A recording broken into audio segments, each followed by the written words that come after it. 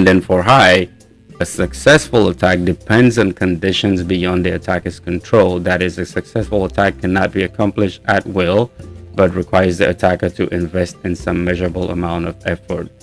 The attacker must gain or gather knowledge about the environment which the vulnerable target exists, blah, blah, blah. When we look at this, attack complexity low, I definitely agree with that part of it, because there's not a lot of things that the attacker needs to know. Once they discover the vulnerability, which is an SSRF vulnerability, they simply need to initiate that attack.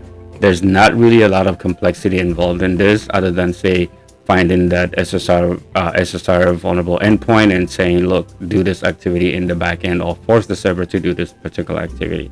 So I do agree with that one. So let's keep moving on, and let's see privileges required. It says none. Let's look at privileges required here under our metric. This metric describes the level of privileges an attacker must possess before successfully exploiting the vulnerability. The base score is greatest if no privileges are required. So let's see what it has here. Privileges required, none. Under the none specification, it says the attacker is authorized and the attacker is unauthorized prior to attack and therefore does not require any access to settings or files. And then for low, the attacker requires privileges. For high, the attacker requires privileges that provide significant administrative.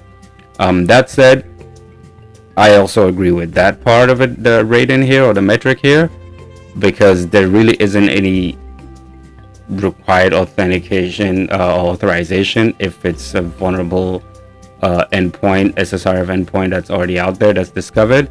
Now, where it could be subjective a little bit is depending on what the attacker might be trying to do with that SSRF. For example, if I'm doing a simple port scan on the network via this server-side request forgery attack, which is I'm using this SSRF vulnerability to do other things like trying to scan the environment for other open ports, trying to find services and so forth.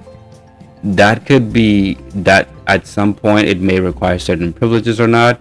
Now, or if I'm trying to pivot into a different system on the network that may be locked down and so forth, that may require other privileges. But as it is right now with the SSRF vulnerability, there's really not much needed. So I definitely agree with that